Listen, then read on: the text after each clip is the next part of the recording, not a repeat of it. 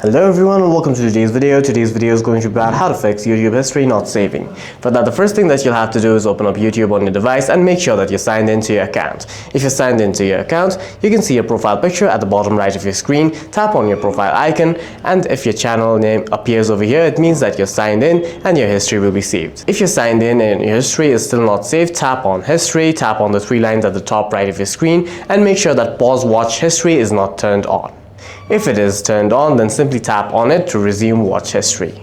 The other thing that you must make sure of is that there are no corrupt cache on YouTube. For that, head over to settings, tap on app, tap on YouTube, tap on storage and cache, and then clear the storage and cache of YouTube and try watching a video and saving your history again. You can also try and update the YouTube app by heading over to Play Store on your device, open up the Play Store, search for YouTube in the search bar, then hit the update button if YouTube is not updated to its latest version.